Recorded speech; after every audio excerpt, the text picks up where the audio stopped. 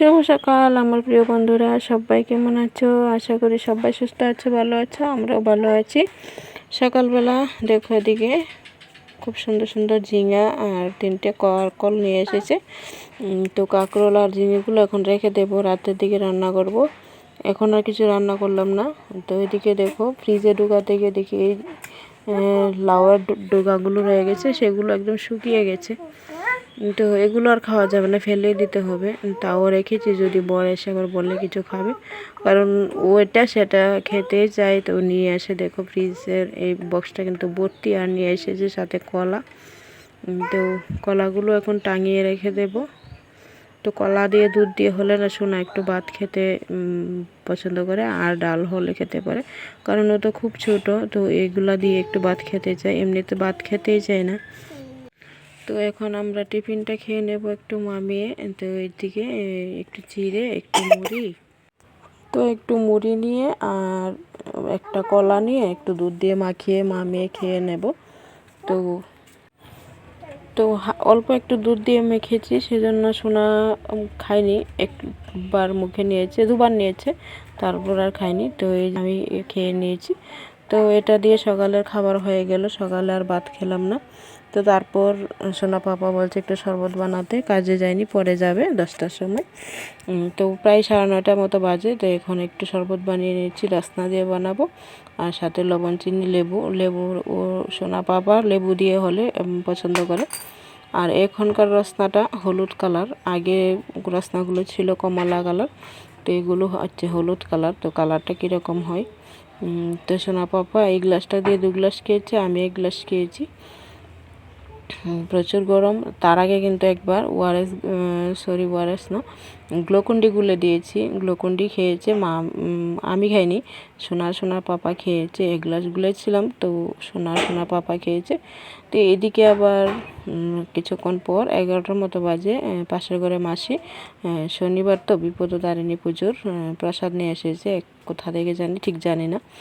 প্রায় 1 বছর হতে চললো বিপত্তারিণী পুজোর প্রসাদ খেলাম অনেক দিন পর। তো সোনা একটা আঙ্গুর নিয়েছে, বাকিটা দেখো আমি খেয়েছি। তো ভালো লাগলো, অনেক দিন পর খেলাম। আজকে রান্নাবান্না শেয়ার করলাম না, সকালে শুধু শাক করেছিলাম। আর দেখো কালকের মাছের তেলের বড়া আছে, ডাল আছে। তো খেতে বসে গেছি। দেখো সারা থাল ভরিয়ে নিয়েছে শাক, কারণ সোনাও ধরছে থালের মধ্যে, ও এখানেই বসে আছে। শাকটা কিন্তু বেশ ভালো। স্নান দান করে এসে ঠাকুরকে একটু ধূপ দেখালাম, দেখিয়ে কিন্তু খেতে বসেছি। আর আজকে সকালে ও একটু ডাল দিয়ে ভাত খেয়েছিল, সেজন্য ও এখন খাচ্ছে না। এখান থেকে 2বার একটু ভাত মুখে নিয়েছে। দেখো কি করবে, ঝাল রাখো রাখো রাখো, ভাত খাও, নাও এই ভাত, নাও এই ভাত, নাও ভাত। তো এই যে এদিকে সন্ধ্যাবেলায় বসিয়েছি রান্না। আমার রান্না তো সন্ধ্যায় হয়, আমার সকালের দিকে সেরকম রান্না হয় না, অল্প একটু হয় যদি কিছু দরকার পড়ে। তো সেই জন্য পাঙাশ মাছ ছিল ফ্রিজে রাখা, তো ওইগুলো ভেজে নিয়েছি। তো এইগুলো ভেজে দেখো আবার এই থালাটাই রেখেছি, কারণ এই থালাটা তো সবগুলা মাছ রান্না করে ফেলবো। হলুদ নুন মাখিয়েছিলাম যে থালাটা, ওইটা তো মাছ ভাজি তেলের মধ্যে 2টো শুকনো লঙ্কা দিয়ে দিলাম। তো করবো একটু শাক পুঁইয়ের পাতা দিয়ে, তো পুঁই শাকের পাতাগুলো, তো একটু রসুন দিয়েছি। তো আমি দেখো গোটা একটা রসুন দিয়েছি, তাও শুধু আমার বর বলবে কালি শাকে শুধু রসুন হয় না, রসুনের গন্ধ পায় না। তো সেই জন্য রসুনটা কিন্তু আমি ভাজিও করিনি, অনেক সময় নামানোর আগে দিই, বলে নামানোর আগে দিতে, তাহলে নাকি বেশি গন্ধ থাকে। তো আমার না আবার রসুন দিয়ে শাকে তো পছন্দ না, আমার পাঁচফোড়ন দিয়ে বা কালো জিরে দিয়ে হলে আমার ভালো লাগে। একটা গোটা রসুন দিয়েছি, তাও বলছে কম হয়েছে, হয়নি। তো দেখো এভাবে আমি লবণ হলুদ দিয়ে দিয়েছি, কাঁচা লঙ্কা 2টো দিয়ে দিয়েছি। তো ঢাকা দিয়ে কিন্তু এতটুকু করেছি। আর এখন আগে থেকে একটু ডাল সেদ্ধ করে রেখেছি, তো ডাল সেদ্ধটা দিয়ে দেব। তো বলছে ডাল সেদ্ধটাও নাকি কম হয়েছে, আরও দিতে বলছে, আরও লাগতো। তো দেখো আমি কিন্তু এখানটায় হাতের মুঠো করে না, 2 মুঠো ডাল সেদ্ধ করেছিলাম। তো শাকটা অল্প সেজন্য আমি ভেবেছি হয়ে যাবে, কিন্তু সোনা পাপা বলছে হয়নি, আরও লাগতো, বেশি করে দিয়ে ওর হলো বেশি করে দিয়ে রান্না করলে তাহলে ওর পছন্দ হয়। তো এই যে শাকটা নামিয়ে নিয়েছি, আর এদিকে করছি আলু কেটে রেখেছিলাম, একটু ভাজি করে নিয়ে তারপর দেখো ঝিঙেটার সাথে দিয়ে দিয়েছি। তো ঝিঙে তরকারিটা কিন্তু খেতে ভালো হয়েছিল, তো সেটা নিয়েও একটু সমস্যা হয়েছে, বলতে সোনা পাপা খায়নি, রাগ করেছে একটা কারণে।